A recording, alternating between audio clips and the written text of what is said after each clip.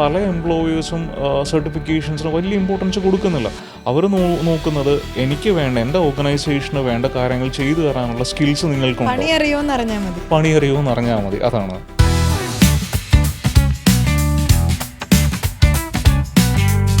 ഒരാളിപ്പോൾ ഒരു finance career ഇന്ന് start ചെയ്യാൻ തീരുമാനിക്കാമെന്ന് വിചാരിക്കാം. ഇപ്പോൾ ഒരു 10 വർഷം മുമ്പ് ഉണ്ടായിരുന്ന ഒരു ഓപ്പർച്യൂണിറ്റീസ് അല്ലല്ലോ ഇന്നുള്ളത്. അപ്പം അങ്ങനെയാണെങ്കിൽ എന്തൊക്കെ ഓപ്പർച്യൂണിറ്റീസ് അയാൾക്ക് പറഞ്ഞു കൊടുക്കാനായിട്ട് പറ്റും? ഈ ഒരു 10-15 വർഷം മുമ്പ് ഇപ്പം പലരും കരിയർ സ്റ്റാർട്ട് ചെയ്യുമ്പം ഈ മറ്റേ തടിയൻ ലെഡ്ജർ ബുക്സും ഇതെല്ലാം വെച്ചിട്ടാണ് ഇവർ കണക്ക് എഴുതുന്നതും ഒക്കെ. പിന്നെ അതിനുശേഷം മാർക്കറ്റിൽ പല പല അക്കൗണ്ടിങ് സോഫ്റ്റ്വെയറുകൾ വന്നു. ടാലി, ബിസ്സി എന്നൊക്കെ പറയുന്ന സോഫ്റ്റ്വെയർ, പല സോഫ്റ്റ്വെയർസ് മാർക്കറ്റിൽ വന്നു.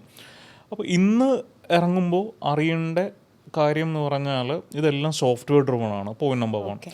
അപ്പം ഈ സോഫ്റ്റ്വെയറുകൾ ഇപ്പോൾ ടാലി ആവട്ടെ സോഹോ ആവട്ടെ നന്നായിട്ട് ഉപയോഗിക്കാൻ അറിഞ്ഞുകൊണ്ട് മാത്രമേ മാർക്കറ്റിൽ ഇറങ്ങിയിട്ട് കാര്യമുള്ളൂ.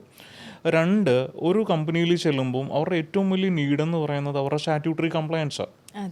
സ്റ്റാറ്റ്യൂട്ടറി കംപ്ലയൻസ് എന്ന് പറയുമ്പോഴത്തേക്കും അത് GST കാൽക്കുലേറ്റ് ചെയ്ത സമയത്ത് ഗവൺമെൻറ്റിലേക്ക് പൈസ അടയ്ക്കുന്നതാവട്ടെ, റിട്ടേൺസ് ഫയൽ ചെയ്യുന്നതാവട്ടെ, അതുപോലെ തന്നെ TDSൻ്റെ എത്ര ഡിഡക്റ്റ് ചെയ്യണം, ഒരു പേയ്മെൻറ്റ് കൊടുക്കുമ്പോഴത്തേക്ക് എത്രയാണ് ഡിഡക്റ്റ് ചെയ്യേണ്ടത്, ഏത് റിട്ടേണാണ് ഫയൽ ചെയ്യേണ്ടത്, ഇതെന്നാണ് ഗവൺമെൻറ്റിലേക്ക് പൈസ അടയ്ക്കേണ്ടത്, പ്രൊവിഡൻറ്റ് ഫണ്ട് ഉണ്ടെങ്കിൽ PFൻ്റെ കാൽക്കുലേഷൻസ്, അതിൻ്റെ റിട്ടേൺ ഫയലിംഗ്, ESI ഉണ്ടെങ്കിൽ അതിൻ്റെ റിട്ടേൺ ഫയലിങ്സ്. ഇനി നമ്മൾ ഒരു പ്രൈവറ്റ് ലിമിറ്റഡ് കമ്പനിയിലാണ് ജോലിക്ക് കയറുന്നതെന്നുണ്ടെങ്കിൽ അവിടെ 100,000 കംപ്ലയൻസ് വേറെയുണ്ട്. ഒരു LLP ആണ്, LLPയുടേതായിട്ടുള്ള കംപ്ലയൻസസ് ഉണ്ട്. അപ്പോൾ ഇത് അറിഞ്ഞിരുന്നുകൊണ്ട് മാത്രമേ ഒരു ജോലിക്ക് പോയിട്ട് കാര്യമുള്ളൂ. കാര്യം അല്ലെങ്കിൽ അവിടെ ചെല്ലുമ്പോൾ നമ്മൾ ബ്ലാങ്കാണ്, നമുക്കറിയത്തില്ല എന്താ ചെയ്യേണ്ടതെന്ന്. വീണ്ടും ഇപ്പോഴും നമ്മൾ സീനിയേഴ്സിനെ അല്ലെങ്കിൽ മാനേജേഴ്സിനെ ഡിപ്പെൻഡൻ്റാണ്. പക്ഷേ അവർക്ക് ചെയ്യാനായിട്ടുള്ള 100 കൂട്ടം പണി അവിടെ വേറെയുണ്ട്. അപ്പോൾ നമ്മളെ എൻഡ് ടു എൻഡ് ഇരുത്തി പഠിപ്പിക്കുക എന്നുള്ളതല്ലല്ലോ അവരുടെ ജോലി. അപ്പോൾ അറിഞ്ഞുകൊണ്ട് പഠിച്ചുകൊണ്ട് പോയി കഴിഞ്ഞാൽ ഒന്ന് ഫാസ്റ്റായിട്ടൊരു ജോലി കിട്ടും, ഫാസ്റ്റായിട്ട് കരിയറിൽ മൂവ് ചെയ്യാൻ പറ്റും. ഏതൊക്കെ രീതിയിൽ ആളുടെ കരിയർ സെറ്റ് ചെയ്യാനായിട്ട് പറ്റും? ഒരു റോഡ് മാപ്പ് പോലെ നമുക്കൊരു ജൂനിയർ അക്കൗണ്ടൻറ്റ് ലെവലിൽ ഒരാൾ ജോയിൻ ചെയ്യുന്നു, പിന്നീട് അങ്ങോട്ട് ആളുടെ ഒരു കരിയർ ജേണി എങ്ങനെ നമുക്ക് പറഞ്ഞു കൊടുക്കാൻ പറ്റും? ഒരു ആള് ജോയിൻ ചെയ്യുമ്പോഴത്തേക്കും മിക്കവാറും ജൂനിയർ അക്കൗണ്ടൻ്റായിട്ട് ജോയിൻ ചെയ്യും. അതിനുശേഷം കരിയറിൽ പ്രോഗ്രസ് ചെയ്യുന്നതിനനുസരിച്ച് സീനിയർ അക്കൗണ്ടൻ്റായിട്ട് മാറും, അസിസ്റ്റൻറ്റ് മാനേജർ ഫിനാൻസ് ആവും, ഫിനാൻസ് മാനേജർ ആവും, അതിൻ്റെ മുകളിൽ may be senior manager finance അല്ലെ ജനറൽ മാനേജർ ഫിനാൻസ് ആവാം. ഫൈനലി ഒരു CFO വരെ എത്തിപ്പെടാനുള്ള ആസ്പിറേഷൻസ് ഈ വരുന്ന ആൾക്ക് വേണം. കാര്യം അതുപോലെ മാർക്കറ്റ് ഓപ്പർച്യൂണിറ്റി ഉണ്ട് ഇന്ത്യയിൽ, അതുപോലെ പുതിയ കമ്പനികൾ വരുന്നുണ്ട്, നീഡുണ്ട്. ഫിനാൻസ് പ്രൊഫഷണൽസിന് വളരെ സിഗ്നിഫിക്കൻ്റ് ആയിട്ട് നീഡുണ്ട്. ഫിനാൻസ് പ്രൊഫഷണൽസ് എന്ന് ഞാൻ പറയുമ്പോഴത്തേക്ക് എന്തെങ്കിലും ഒരു സർട്ടിഫിക്കേഷൻ്റെ ടാഗ് അല്ല ഞാൻ ഉദ്ദേശിക്കുന്നത്. നല്ല പണി അറിയാവുന്ന, നന്നായിട്ട് കമ്പനിയെ ഗൈഡ് ചെയ്യാൻ പറ്റുന്ന ആൾക്കാരുടെ നീഡ് എപ്പോഴും ഉണ്ട്. അവർക്ക് വേണ്ട ഒരു എസെൻഷ്യൽ ആയിട്ടുള്ള കുറച്ച് സ്കിൽ സെറ്റുകൾ എന്തൊക്കെയാണെന്ന് പറഞ്ഞാൽ? ഒരു ഫിനാൻസ് ഡിപ്പാർട്ട്മെൻറ്റിൽ ഇരിക്കുമ്പോൾ ഏറ്റവും വേണ്ട സ്കിൽ എന്ന് പറയുന്നത് ടെക്നിക്കൽ സ്കിൽസ്. നമ്മളത് പല പ്രാവശ്യം സംസാരിച്ചു കഴിഞ്ഞു. അതായത് എൻ്റെ കാര്യങ്ങൾ എൻ്റെ ഡിപ്പാർട്ട്മെൻറ്റിൽ എന്താ നടക്കുന്നത് എനിക്ക് എൻഡ് ടു എൻഡ് അറിയാൻ പറ്റണം. പക്ഷേ അതിലുപരി എൻ്റെ സോഫ്റ്റ് സ്കിൽസ് ഭയങ്കര ഇമ്പോർട്ടൻ്റ്. കാര്യം ഞാൻ എടുക്കുന്ന ഡിസിഷൻസ്, ഞാൻ എടുക്കുന്ന MIS, ഞാൻ എടുക്കുന്ന മാനേജ്മെൻറ്റ് സ്റ്റേറ്റ്മെൻറ്റ്സ് എനിക്ക് ബോർഡിൽ പോയി പ്രസൻറ്റ് ചെയ്യാൻ പറഞ്ഞു, എനിക്ക് കൺവിൻസ് ചെയ്യാൻ പറഞ്ഞു, എനിക്ക് മാനേജ്മെൻറ്റിൽ ഇത് കൺവിൻസ് ചെയ്യാൻ പറഞ്ഞു. അപ്പോൾ എൻ്റെ സോഫ്റ്റ് സ്കിൽസ് ഭയങ്കര ഇമ്പോർട്ടൻ്റ്. ഫിനാൻസിലിരിക്കുമ്പോഴത്തേക്ക് എന്തെങ്കിലുമൊക്കെ പ്രശ്നം അവിടെ നിന്നൊക്കെ വന്നുകൊണ്ടിരിക്കും. അപ്പോൾ ഒരു പ്രോബ്ലം സോൾവിങ് മൈൻഡ് സെറ്റ് അവിടെ ഉണ്ടാവണം. പിന്നെ എനിക്ക് എപ്പോഴും ഇൻ്റർ ഡിപ്പാർട്ട്മെൻറ്റൽ കമ്മ്യൂണിക്കേഷൻസ് ഉണ്ടാവും. അപ്പോൾ ഞാൻ വേറൊരു ഡിപ്പാർട്ട്മെൻറ്റുമായിട്ട് എനിക്ക് ഇടപെടാനുള്ള ഒരു സ്കില്ലില്ലെങ്കിൽ, ഞാൻ എന്നും അവരുമായിട്ട് ഗുസ്തിയാണെങ്കിൽ ഒന്നും നടക്കത്തില്ല. അപ്പം ടെക്നിക്കൽ സ്കിൽ സെറ്റ്സ് പോലെ എൻ്റെ സോഫ്റ്റ് സ്കിൽസും വളരെ ഇമ്പോർട്ടൻ്റ്. ഞാൻ ഫിനാൻസ് ഡിപ്പാർട്ട്മെൻറ്റ് ഇരിക്കുമ്പോൾ എനിക്ക് അവിടെ നിന്ന് ഗ്രോ ചെയ്യണമെന്ന്. ഞാനിത് പറഞ്ഞതുകൊണ്ട് ചോദിക്കുകയാണ്. അപ്പോൾ പലപ്പോഴും ഈ സ്റ്റുഡൻസൊക്കെ ജോബിന് കയറിക്കഴിഞ്ഞ് അവർക്കുണ്ടാകുന്ന ഒരു ഏറ്റവും വലിയ പ്രശ്നമാണ് അവിടെയുള്ള സ്ട്രെസ്സ് മാനേജ് ചെയ്യാൻ പറ്റാതെ വരിക, അവിടെയുള്ള ഒരു കോൺഫ്ലിക്റ്റ്, പൊളിറ്റിക്സ് മാനേജ് ചെയ്യാൻ പറ്റാണ്ട് വരിക. അപ്പോൾ അതിനൊക്കെ ഒരു സജഷൻ എന്താ കൊടുക്കാനുള്ളത്? ഒരാൾ ആദ്യമായിട്ടൊരു കരിയറിലേക്കൊക്കെ കയറുന്ന സമയത്ത് എന്തൊക്കെ കാര്യങ്ങൾ ശ്രദ്ധിക്കണം? പൊളിറ്റിക്സ് എന്ന് പറയുന്ന സാധനം എന്നും എവിടെ ഉണ്ടാവും. അത് പല റീസൺസ് കൊണ്ട് വരാം. ഇപ്പം നല്ലൊരു ജൂനിയർ വന്നു, അയാൾ ഭയങ്കര അടിപൊളി പെർഫോമർ ആണെങ്കിൽ മുകളിലിരിക്കുന്ന ആൾക്ക് സ്വാഭാവികമായിട്ടൊരു ത്രെട്ട് ഫീൽ ചെയ്യും അല്ലേ? കാര്യം മാനേജ്മെൻറ്റ് എപ്പോഴും നോക്കുന്നത് എന്താ, സീനിയോറിറ്റിയോ ലോയൽറ്റിയോ ഒക്കെ കാലം ചിലപ്പോൾ ലോയൽറ്റി കൺസിഡർ ചെയ്യുമായിരിക്കും. പക്ഷേ അവർ സീനിയോറിറ്റിയെക്കാളും കൂടുതൽ കൺസിഡർ ചെയ്യാൻ പോകുന്നത് ആരാണ് എനിക്ക് തെറ്റുകൂടാതെ ഫിനാൻഷ്യൽ സ്റ്റേറ്റ്മെൻറ്റ്സ് എടുത്തു തരുന്നത്, ആരാണ് കൂടുതൽ ബ്രൈറ്റ്. ഞാൻ ഒരു കാര്യം ഇയാളോട് 10 പ്രാവശ്യം പറഞ്ഞിട്ടാണോ ഇയാൾ എടുത്തു തരുന്നത്, അതോ ഞാൻ ഒറ്റ പ്രാവശ്യം 2 പ്രാവശ്യം പറയുമ്പോൾ ഇയാൾ ഗ്രാസ്പ് ചെയ്ത് എനിക്ക് എടുത്തു തരുന്നുണ്ടോ? അപ്പം സ്വാഭാവികമായിട്ട് ഒരു ത്രെട്ട് ഫീൽ ചെയ്യാം സീനിയേഴ്സിന്. അതൊക്കെ ഡിപ്ലോമാറ്റിക് ആയിട്ട് മാനേജ് ചെയ്യുക എന്നുള്ളതാണല്ലോ കാര്യം അത് ഇവിടെ മാത്രമല്ല, ഈ കരിയറിൽ മാത്രമല്ല, ഏത് കരിയറിൽ പോയാലും അങ്ങനെയാണ്. ഞാൻ സീനിയേഴ്സിനെ നന്നായിട്ട് മാനേജ് ചെയ്യുക, അവർക്കൊരു ത്രെട്ട് ഫീൽ ചെയ്യാണ്ടിരിക്കുക. പക്ഷേ ഒരു പോയിന്റ് കഴിയുമ്പോൾ എനിക്ക് ആ കമ്പനിയിൽ ഗ്രോ ചെയ്യാൻ പറ്റുന്നില്ല എന്നുണ്ടെങ്കിൽ ഞാൻ അവിടെ നിന്ന് എല്ലാം പഠിച്ചു. ഇൻ്റലിജൻ്റ് ആയിട്ട് തിങ്ക് ചെയ്യുന്ന മാനേജ്മെൻ്റ് ആണെന്നുണ്ടെങ്കിൽ നല്ല റിസോഴ്സാണ് ഞാൻ എന്നവർക്ക് മനസ്സിലായി കഴിഞ്ഞാൽ അവരെന്നെ വേറെ ഏതെങ്കിലും ഡിപ്പാർട്ട്മെൻറ്റിലേക്ക് മാറ്റിക്കോളും, മറ്റേ ആളെ മാറ്റാൻ പറ്റാത്തൊരു സിറ്റുവേഷൻ ആണെന്നുണ്ടെങ്കിൽ. അപ്പം ഇത് മാനേജ് ചെയ്തേ പറ്റൂ. അത് എല്ലായിടത്തും ഉണ്ടാവും. എല്ലായിടത്തും ചെല്ലുമ്പോഴത്തേക്കും ഭയങ്കര സ്മൂത്ത് ആയിരിക്കും എന്ന് വിചാരിച്ചുകൊണ്ട് പോയിട്ട് കാര്യമില്ല. ഇപ്പോഴത്തെ ജനറേഷനൊന്നും ഒട്ടും അതിന് റെഡി അല്ലാത്ത പോലെ തോന്നാറുണ്ട്. പലരും പെട്ടെന്ന് ജോബ് സ്വിച്ച് ചെയ്യാറുണ്ട്. അപ്പോൾ അങ്ങനെ ജോബ് സ്വിച്ച് ചെയ്യുന്നത് നല്ലതാണോ? അങ്ങനെ പെട്ടെന്ന് ജോബ് സ്വിച്ച് ചെയ്യുന്നത് അങ്ങനെ വളരെ പെട്ടെന്ന് ജോബ് സ്വിച്ച് ചെയ്ത് കഴിഞ്ഞാൽ ടെക്നിക്കലി എൻ്റെ ഒരു ഫീലിങ്ങിൽ നമ്മൾക്ക് ഒന്നും പഠിക്കാൻ പറ്റുന്നില്ല. കാര്യം നമ്മൾ അവിടെ ചെന്ന് ആ കമ്പനിയായിട്ടൊന്ന് ജെല്ലായി അവിടുത്തെ സിസ്റ്റംസൊക്കെ ഒന്ന് മനസ്സിലായി അവിടെ വരാൻ തന്നെ നമുക്കൊരു 2 to 3 months എടുക്കും. അപ്പോൾ അവിടെ ഉള്ളത് പഠിച്ച് തീരുന്നതിന് മുമ്പ് ഞാൻ ജെന്യൂൻ റീസൺ ആണെങ്കിൽ മനസ്സിലാക്കാം. അത് 1-2 പ്രാവശ്യം എൻ്റെ കരിയറിൽ ആദ്യത്തെ ഇതിൽ ചെയ്യുന്നതിൽ കുഴപ്പമില്ല.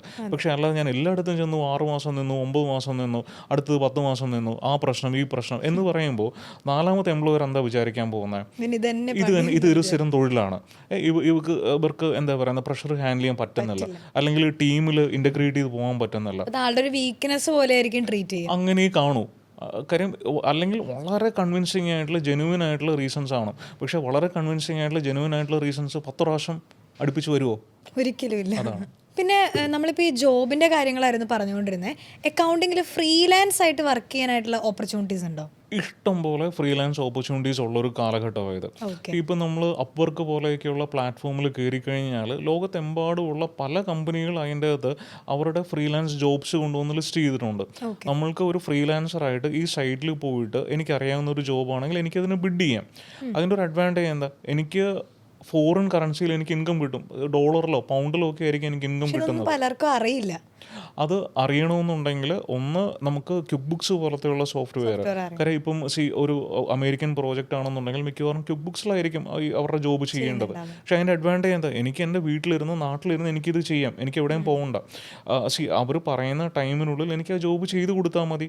അപ്പോൾ ഒന്ന് ഇതുപോലത്തെ ഫ്രീലാൻസ് പ്ലാറ്റ്ഫോംസ് ഏതാണെന്ന് അറിയണം, അതിൽ പോയി എങ്ങനെ ബിൽഡ് ചെയ്യേണ്ടതെന്ന് അറിയണം, അതിൽ എൻ്റെ ഒരു ക്രെഡൻഷ്യൽ എങ്ങനെ ബിൽഡ് ചെയ്യേണ്ടതെന്ന് അറിയണം. പിന്നെ എനിക്ക് ക്വിക്ക് ബുക്സ് പോലെയുള്ള സോഫ്റ്റ്വെയറുകൾ ഉപയോഗിക്കാനും അതിൽ ഒരു പ്രാക്ടിക്കൽ രീതിയിൽ എനിക്ക് ചെയ്യാനും അറിയണം. അതിലൊക്കെ സർട്ടിഫിക്കേഷൻസിനൊക്കെ ഇമ്പോർട്ടൻസ് വരുന്നുണ്ടോ? സർട്ടിഫിക്കേഷൻസിന് ഫ്രീലാൻസ് ജോബ്സിന് ഒരു ഇമ്പോർട്ടൻസും ഇല്ല. കാര്യം അവർക്ക് സർട്ടിഫിക്കേഷൻസ് ഒന്നും ആരും ചെക്ക് ചെയ്യാൻ പോകുന്നില്ല. US-ലിരിക്കുന്ന ഏതെങ്കിലും ഒരു കമ്പനി അവർക്ക് ഇത്ര ട്രാൻസാക്ഷൻസ് ക്വിക്ക് ബുക്സ് എൻ്റർ ചെയ്ത് കൊടുക്കണം, അവർക്ക് മാസാമാസം അവരുടെ ഫിനാൻഷ്യൽ സ്റ്റേറ്റ്മെൻറ്റ്സ് എടുത്ത് കൊടുക്കണം.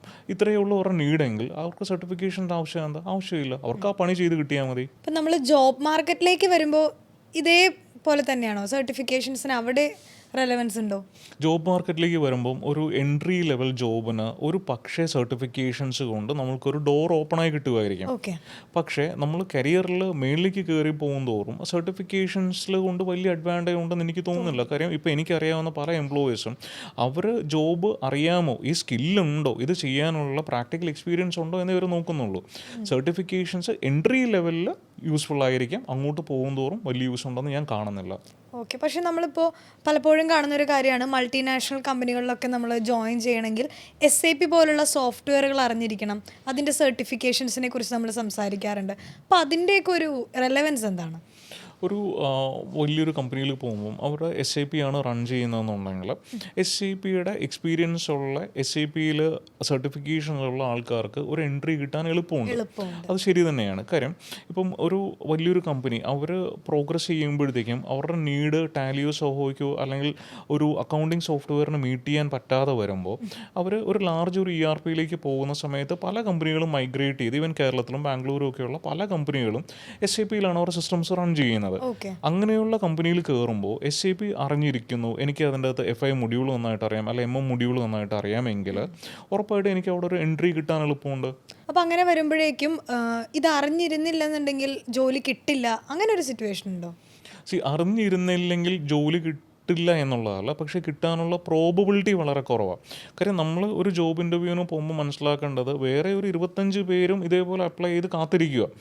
അതിലൊരാൾക്ക് SAP അറിയാമെങ്കിൽ, SAP സർട്ടിഫിക്കേഷൻ ഉണ്ടെങ്കിലോ അപ്പോൾ കമ്പനി ആർക്കായിരിക്കും പ്രിഫറൻസ് കൊടുക്കുന്നത്? എന്തായാലും ഉള്ള ആൾക്കായിരിക്കും. അത്രയേ ഉള്ളൂ. മാത്രമല്ല ഇപ്പോൾ ഒരു എക്സ്പീരിയൻസ്ഡ് ആയിട്ടുള്ള ആളല്ലെങ്കിൽ അവർക്ക് എംപ്ലോയേഴ്സിനാണെങ്കിലും റെസ്യൂമേ ഒക്കെ അവർക്കൊന്ന് ക്രോസ് ചെക്ക് ചെയ്ത് ഇപ്പോൾ ഷോർട്ട് ലിസ്റ്റ് ചെയ്യുന്ന ഒരു പരിപാടിയും കൂടി ഉണ്ടല്ലോ. ഇപ്പോൾ ഷോർട്ട് ലിസ്റ്റ് ചെയ്യുമ്പോഴേക്കും SAP സർട്ടിഫൈഡ് ആയിട്ടുള്ള ഒരാളാണെന്നുണ്ടെങ്കിൽ ഓപ്പർച്യൂണിറ്റി കൂടുതലായിരിക്കില്ലേ?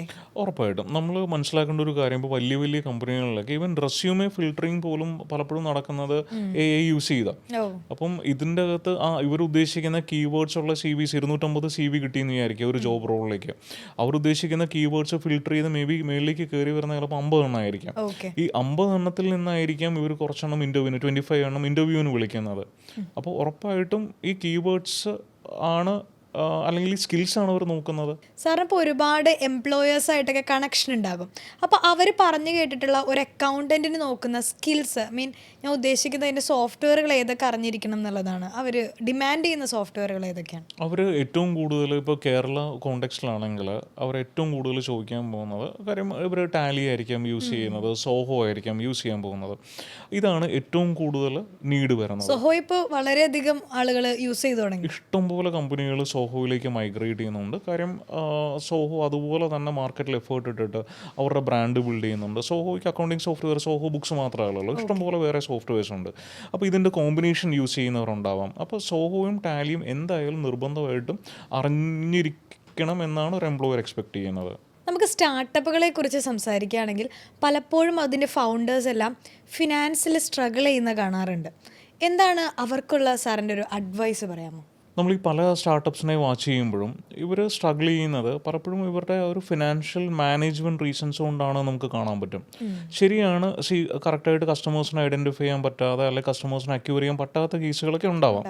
പക്ഷേ ഒത്തിരി കേസുകൾ നമ്മൾ ഈ പാറ്റേൺ നോക്കിക്കഴിഞ്ഞാൽ ഇവർക്ക് ആ ഫിനാൻഷ്യൽ മാനേജ്മെൻറ്റിൻ്റെ ഒരു അവെയർനെസ്സോ അല്ലെങ്കിൽ ഡിസിപ്ലിനോ ആ ഫൗണ്ടേഴ്സിനോ മാനേജ്മെൻറ്റ് ടീമിനോ ഇല്ലാഞ്ഞ കൊണ്ടാണ് പലരും സ്ട്രഗിൾ ചെയ്യുന്നതെന്നുള്ളതാണ് നമ്മൾ നമ്മുടെ അനുഭവത്തിൽ നിന്ന് കണ്ടിരിക്കുന്നത്. അപ്പോൾ അങ്ങനെയുള്ളവർ സാറിന് എന്താണ് ഒരു അഡ്വൈസ് കൊടുക്കാൻ പറ്റുക? അവരെന്തൊക്കെ കാര്യങ്ങൾ ശ്രദ്ധിക്കേണ്ടതായിട്ടുണ്ട്? ഇവർ നമ്മളൊരു ബിസിനസ് നടത്തുമ്പോൾ അല്ലെങ്കിൽ ഒരു സ്റ്റാർട്ടപ്പ് നടത്തുമ്പോൾ നമ്മുടെ ഫ്രണ്ടിലേക്ക് റെഗുലറായിട്ട് ഒന്ന് നമ്മുടെ ഫിനാൻഷ്യൽ സ്റ്റേറ്റ്മെൻറ്റ്സും MISകളും ഒക്കെ വന്നുകൊണ്ടിരിക്കണം. ഇനി ഇത് വന്നുകൊണ്ടിരുന്നാൽ മാത്രം പോരാ. അപ്പോൾ ഞങ്ങൾ എപ്പോഴും പറയും accountancy is A language of business എന്ന് പറയും. അപ്പം ഈ വരുന്ന സ്റ്റേറ്റ്മെൻറ്റ്സ് ഇൻ്റർപ്രറ്റ് ചെയ്യാനും ഇതിലെന്താണ് പറഞ്ഞേക്കുന്നതെന്ന് മനസ്സിലാക്കാനുമുള്ള ഒരു ബേസിക് ഫിനാൻഷ്യൽ നോളജ് ആ ഫൗണ്ടറിൻ്റെ ടീമിൽ കോർ ടീമിൽ ആർക്കെങ്കിലും ഉണ്ടായേ പറ്റൂ. എന്നാലേ ഈ ബിസിനസ് എങ്ങോട്ടാണ് പോകുന്നത്, ഇതിൻ്റെ ട്രെൻഡ് എന്താണ്, ഇതിൽ ഞാൻ എന്തൊക്കെ മെട്രിക്സ് ആണ്, എന്തൊക്കെ നമ്പേഴ്സാണ് ഞാൻ ഡെയിലി വാച്ച് ചെയ്യേണ്ടത്, വീക്ക്ലി വാച്ച് ചെയ്യേണ്ടത്, മന്ത്ലി വാച്ച് ചെയ്യേണ്ടത് എന്ന് അറിഞ്ഞു പോയാൽ മാത്രമേ എനിക്ക് ആ ബിസിനസ് കൺട്രോൾ ചെയ്യാൻ പറ്റൂ, മാനേജ് ചെയ്യാൻ പറ്റൂ. അതല്ലാന്നുണ്ടെങ്കിൽ അത് വളരെയധികം ഒരു സ്ട്രഗിൾ ചെയ്യും എന്നുള്ളതാണോ? അല്ലെങ്കിൽ അവർ വളരെയധികം സ്ട്രഗിൾ ചെയ്യും. അവർ പലപ്പോഴും അറിയത്തില്ല ഇവർ എങ്ങോട്ടായി പോകുന്നതെന്നുള്ളത്. ഇത് നന്നായിട്ടാണോ പോകുന്നത്, ചീത്തയായിട്ടാണോ പോകുന്നത്? കാര്യം നമ്മളെപ്പോഴും ഈ difference between profit and cash flow പറയത്തില്ലേ. അതായത് P&L കാണിക്കുമ്പോൾ ചിലപ്പോൾ പ്രോഫിറ്റ് കാണും, പക്ഷേ ക്യാഷ് ഫ്ലോ വേണം. കാരണം മന്ത്ലി സാലറി കൊടുക്കാൻ, റെൻറ്റ് കൊടുക്കാനായിട്ട് ക്യാഷ് ഫ്ലോ വേണം. അപ്പോൾ P&L കുറേ പ്രോഫിറ്റ് ഉണ്ട് എന്ന് പറഞ്ഞുകൊണ്ട് എനിക്ക് മന്ത് എൻഡിൽ ക്യാഷ് ഇല്ലെങ്കിലോ, അപ്പോൾ ഞാൻ എൻ്റെ ക്യാഷ് ഫ്ലോ സ്റ്റേറ്റ്മെൻറ്റ് പഠിക്കുന്നില്ല, വാച്ച് ചെയ്യുന്നില്ല, ഒബ്സർവ് ചെയ്യുന്നില്ല എങ്കിൽ ഫൈനലി ഒരു സുപ്രഭാതത്തിലായിരിക്കും ഞാൻ അറിയുന്നത് ഈ മാസം എനിക്ക് കൊടുക്കാനായിട്ട് ക്യാഷ് ഇല്ല. അപ്പം അങ്ങനെ വരുമ്പോൾ ഒരു ഫിനാൻഷ്യൽ സ്കില്ലാണോ അവർ ഡെവലപ്പ് ചെയ്യേണ്ടത്? ഇവർ ആ ഒരു ഫിനാൻഷ്യൽ ഇൻ്റലിജൻസ് ആണ് അവർ ഡെവലപ്പ് ചെയ്യേണ്ടത്. ഈ ഫിനാൻഷ്യൽ സ്റ്റേറ്റ്മെൻറ്റ്സ് പഠിക്കാനും ഇതെന്താ പറയുന്നതെന്നും എനിക്ക് മനസ്സിലാവണം. ഏത് സ്റ്റേറ്റ്മെൻറ്റ്സ് ആണ് എൻ്റെ ഫ്രണ്ടിൽ വരുന്നത്. പല കമ്പനികളും നമ്മൾ വാച്ച് ചെയ്യുമ്പോഴത്തേക്കും ഏറ്റവും ലീസ്റ്റ് ഇമ്പോർട്ടൻസ് കൊടുത്തേക്കുന്നത് അക്കൗണ്ട്സിനാണ്. നമ്മൾ ചോദിച്ചു കഴിഞ്ഞാൽ അക്കൗണ്ട്സ് കഴിഞ്ഞ മാസം അപ്ഡേറ്റ് ചെയ്തു, റെഗുലർ അല്ല. പലരും അത് ശ്രദ്ധിക്കുന്നില്ല. കാര്യം അവരെ സംബന്ധിച്ച് അവർ കസ്റ്റമറിൻ്റെ പുറകെ ഓടുക, വേറെ പല കാര്യങ്ങളുടെയും പുറകെ ഓടുക. അപ്പം ഒരു അക്കൗണ്ടൻറ്റ് ചിലപ്പോൾ ഉണ്ടെങ്കിലുണ്ട്, ചിലപ്പോൾ പാർട്ട് ടൈം ആയിരിക്കും, അക്കൗണ്ടിനെ കൊണ്ടായിരിക്കും വേറെ പല പണി എടുപ്പിക്കുന്നത്. അപ്പം financial statements entries up to date അല്ല. എൻട്രീസ് അപ് ടു ഡേറ്റ് അല്ലെന്നുണ്ടെങ്കിൽ financial statements up to date അല്ല. Financial statements up to date അല്ലെങ്കിൽ MIS അപ് ടു ഡേറ്റ് അല്ല. അപ്പം അങ്ങനെ വരുമ്പോഴേക്കും അതൊരു ഫെയിലിയറിലേക്ക് പോകില്ലേ? എല്ലാ കേസിലും ഫെയിലിയറിലേക്ക് പോകുന്നു എന്ന് നമുക്ക് പറയാൻ പറ്റില്ല. പക്ഷേ എന്നാലും ഇതൊരു ക്രിട്ടിക്കൽ റീസൺ ആയിട്ട്, ഒരു സിഗ്നിഫിക്കൻറ്റ് റീസൺ ആയിട്ട് പല കേസുകളിൽ നമ്മൾ കാണുന്നുണ്ട്. അപ്പോൾ ആ സിറ്റുവേഷനിൽ ഫൗണ്ടേഴ്സ് ഇത് അറിഞ്ഞിരിക്കേണ്ടത് ഒരു മസ്റ്റായിട്ട് വരുവാണ്. ഫൗണ്ടേഴ്സ് അല്ലെങ്കിൽ ഫൗണ്ടിങ് ടീമിൽ ഒരു കോ ഫൗണ്ടർ ഉണ്ടെങ്കിൽ അത് അറിഞ്ഞിരിക്കേണ്ട മസ്റ്റാണ്. അല്ലെങ്കിൽ അവരുടെ മാനേജ്മെൻറ്റ് ടീമിൽ, കോർ ടീമിൽ ഇതിനെക്കുറിച്ച് നല്ല അറിയാവുന്ന ഒരാളെ അഡ്വൈസ് ചെയ്യാനുണ്ടെങ്കിലും മതി. അപ്പോൾ കുഴപ്പമില്ല. എന്നാൽ കുഴപ്പമില്ല. സ്റ്റാർട്ടപ്സ് ചെയ്യുന്ന കോമൺ ആയിട്ടുള്ള ഫിനാൻഷ്യൽ മിസ്റ്റേക്സ് ഏതൊക്കെയാണെന്ന് പറയാമോ സർ? ഈ പല സ്റ്റാർട്ടപ്പും വരുത്തുന്ന ഏറ്റവും വലിയ മിസ്റ്റേക്ക് എന്ന് പറയുന്നത് ഇവരുടെ കസ്റ്റമർ അക്വിസിഷൻ കോസ്റ്റിനെ കുറിച്ച് വറീഡ് അല്ല, അല്ലെങ്കിൽ ഇതിനെക്കുറിച്ച് ഇവർക്കൊരു ഗ്രാഹ്യമില്ല എന്നുള്ളതാണ്. ഒരു കസ്റ്റമർ നമ്മൾക്ക് 2000 രൂപ തരുന്ന ഒരു കേസിൽ ആ കസ്റ്റമറെ അക്യൂർ ചെയ്യാൻ വേണ്ടിയിട്ട് 2500 രൂപ സ്പെൻഡ് ചെയ്യുന്ന കേസുകൾ, അല്ല 3000 രൂപ സ്പെൻഡ് ചെയ്യുന്ന കേസുകൾ. ഇപ്പം യൂബറൊക്കെ നമ്മളെപ്പോഴും കേട്ടിട്ടുണ്ട്, ആദ്യത്തെ അവരുടെ കുറേ ട്രാൻസാക്ഷൻസ്, അതായത് നമ്മളെപ്പോലെ ഒരാൾ റൈഡ് എടുക്കുമ്പോഴത്തേക്കും അവർ ഡ്രൈവറിനെ ഇൻസെൻറ്റിവൈസ് ചെയ്യുന്നു, നമ്മൾക്ക് ഡിസ്കൗണ്ട് കയറുന്നു, അവിടെ ലോസ് വരുത്തുന്നു. അപ്പോൾ ടെക്നിക്കലി ഒരു കസ്റ്റമർ അക്വിസിഷനിൽ അവർ ലോസ് വരുത്തുന്നു എന്നൊക്കെ നമ്മൾ വിചാരിച്ചു അല്ലേ. പക്ഷേ അവിടെ എന്ന് പറഞ്ഞാൽ അവർക്കൊരു ലൈഫ് ലോങ് കസ്റ്റമറെ കിട്ടുമോ? പയ്യെ ഇപ്പോൾ ഒരു ഡിസ്കൗണ്ട് ഒക്കെ നിർത്തി, സെർച്ച് പ്രൈസിങ്, മഴ വന്ന പ്രൈസിങ്, ട്രാഫിക് കൂടിയ പ്രൈസ് കൂട്ടുന്നു, ഇതെല്ലാം ചെയ്ത് അവർ ആ പൈസ നമ്മുടെ കയ്യിൽ നിന്ന് എങ്ങനെയെങ്കിലുമൊക്കെ തിരിച്ച് മേടിച്ചെടുക്കുന്നുണ്ട്. പക്ഷേ പല സ്റ്റാർട്ടപ്പിനും ഈ ഒരു ഗ്രിപ്പില്ല. ഇവർ എൻഡ്ലെസ് ആയിട്ട് ഇങ്ങനെ മാർക്കറ്റിങ്ങിന് വേണ്ടിയിട്ടും ഡിജിറ്റൽ മാർക്കറ്റിങ്ങിന് വേണ്ടിയിട്ടും എല്ലാം സ്പെൻഡ് ചെയ്തുകൊണ്ടിരിക്കുക. അപ്പോൾ 5000 രൂപയുടെ ഒരു കസ്റ്റമർ അകത്ത് കയറാൻ വേണ്ടിയിട്ട് ഒരു പക്ഷേ 6000 രൂപ സ്പെൻഡ് ചെയ്യുന്നുണ്ട്. പക്ഷേ ഈ കസ്റ്റമറിൽ നിന്നുള്ള ലൈഫ് ടൈം വാല്യൂ ചിലപ്പോൾ 5000 രൂപയുള്ളെങ്കിലോ ഓരോ ട്രാൻസാക്ഷനിലും 1000 രൂപ വെച്ച് പോയിക്കൊണ്ടിരിക്കുക. അപ്പം ബേസിക്കലി ഇതെല്ലാം ഞാൻ വീണ്ടും പറഞ്ഞു വരുന്നത് ഇതെല്ലാം ഫിനാൻഷ്യൽ കാര്യങ്ങളിലേക്കാണ്. ഇനി എനിക്ക് എൻ്റെ ഒരു ബേൺ എന്ന് പറയുന്നത് എൻ്റെ റവന്യൂ മൈനസ് എൻ്റെ എക്സ്പെൻസസ് നെഗറ്റീവ് പല സ്റ്റാർട്ടപ്പിനും ആയിരിക്കുമല്ലോ. റവന്യൂ 1 ലക്ഷം രൂപയുണ്ടെങ്കിൽ എക്സ്പെൻസ് ചിലപ്പോൾ 2 ലക്ഷം രൂപയായിരിക്കും. അപ്പോൾ 1 ലക്ഷം രൂപയാണ് എൻ്റെ ബേൺ. അപ്പോൾ എൻ്റെ ബേൺ മാനേജ് ചെയ്ത് നിർത്തുക. ബേൺ എന്ന് പറഞ്ഞാൽ എത്ര വരെ വേണേലും ബേൺ ചെയ്യാം. കുറേ ഇൻഫ്ലുവൻസേഴ്സിന് വിളിച്ച് പൈസ കൊടുക്കാം, കുറേ മാർക്കറ്റിങ്ങിന് വേണ്ടി പൈസ സ്പെൻഡ് ചെയ്യാം, എവിടം വരെ എനിക്ക് സ്പെൻഡ് ചെയ്യാം, കറക്റ്റ് എത്രയാണ് എൻ്റെ കയ്യിൽ ക്യാഷ് ബാലൻസ് ഉള്ളത്, ഇത് എത്ര മാസം എന്നെ പിടിച്ചു നിർത്തും. കാര്യം എൻ്റെ ക്യാഷ് ബേൺ, അല്ലെങ്കിൽ ക്യാഷ് ബേൺ എന്ന് പറയുന്നത് ഓരോ മാസവും ഞാൻ കത്തിക്കുന്ന പൈസ. എൻ്റെ റൺവേ എന്ന് പറയുന്നത് എൻ്റെ കയ്യിൽ ഇത്രയും പൈസയുണ്ട്, എൻ്റെ ബേൺ വെച്ച് എനിക്ക് ഇത്രയും മാസം പിടിച്ചു നിൽക്കാൻ പറ്റും.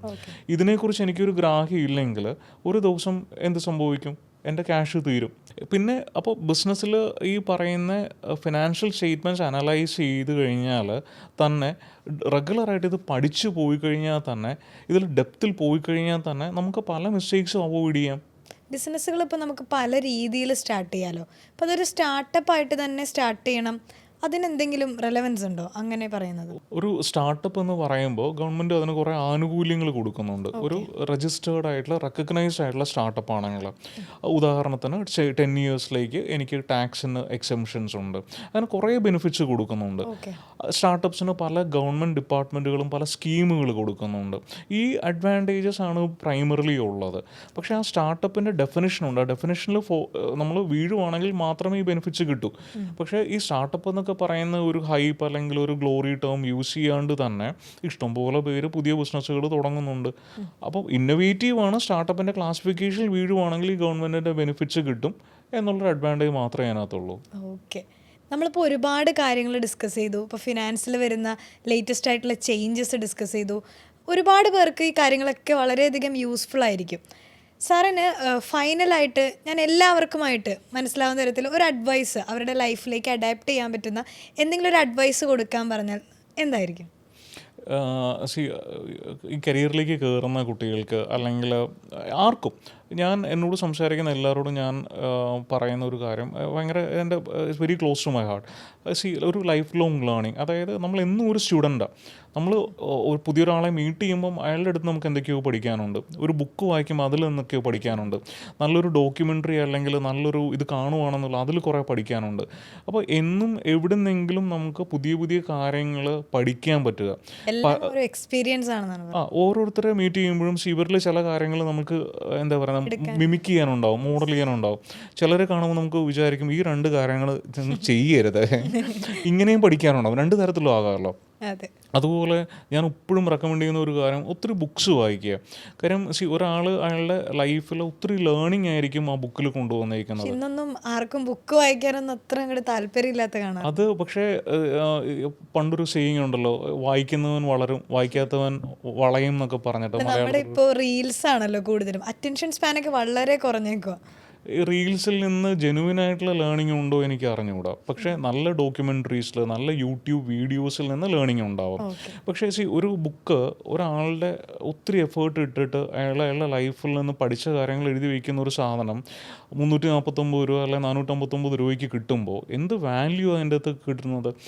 എല്ലാ ബുക്കും വായിക്കുമ്പോൾ അതിൻ്റെ അകത്ത് ചിലപ്പോൾ എല്ലാം നമുക്ക് യൂസ്ഫുൾ ഉള്ളതായിരിക്കില്ല. പക്ഷേ ഒരു ബുക്കിൽ നിന്ന് ഒരു ഒരു ഐഡിയ കിട്ടിയാലോ, ആ ഒരു ഐഡിയ ആണ് നമ്മളെ രക്ഷപ്പെടുത്തുന്നതെങ്കിലോ. ഓക്കെ, അപ്പോൾ എനിക്ക് മനസ്സിലായി സാർ ഒരുപാട് വായിക്കുന്ന ഒരാളാണ്. അപ്പം അങ്ങനെയാണെങ്കിൽ ആദ്യമായിട്ട് വായിച്ചു തുടങ്ങുന്ന ഒരാൾക്ക് സജസ്റ്റ് ചെയ്യാൻ പറ്റുന്ന ഇതൊരു മസ്റ്റ് ബുക്കാണ് അങ്ങനെ പറയാൻ പറ്റുന്ന ഏതെങ്കിലും ബുക്ക് ഉണ്ടോ? എല്ലാവരും ബേസിക്കലി വായിച്ചിരിക്കേണ്ട ഒരു സീരീസ് എന്ന് പറയുന്നത് ഒരു സെൽഫ് ഇംപ്രൂവ്മെൻറ്റ് ബുക്സ് ആണ്.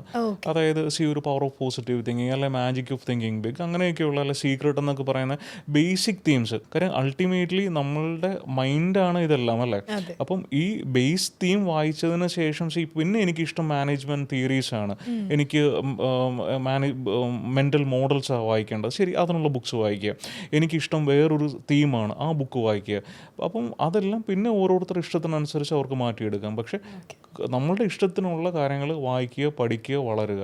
ഇനി അങ്ങോട്ട് ഈ continuous learning, life long learning എന്ന് പറയുന്നത് എനിക്ക് തോന്നുന്നു ലൈഫിൽ ഇൻഡിസ്പെൻസിബിൾ ആണ്. നമ്മളിപ്പോൾ ഒരുപാട് കാര്യങ്ങൾ ഡിസ്കസ് ചെയ്തു. നമ്മൾ പറഞ്ഞു തുടങ്ങിയത് സാറ് ഫിൻപ്രോ സ്റ്റാർട്ട് ചെയ്ത ആ ഒരു ജേർണിയിൽ നിന്നായിരുന്നു. പിന്നീട് അങ്ങോട്ട് ഒരുപാട് സജഷൻസ് വന്നു. നമ്മൾ നല്ലൊരു കോൺവെർസേഷൻ ആയിരുന്നു സാർ. ഈ ഒരു വാല്യുബിൾ ടൈം ഞങ്ങൾക്ക് വേണ്ടി സ്പെൻഡ് ചെയ്തതിന് ഒരുപാട് നന്ദി. Thank you for having me.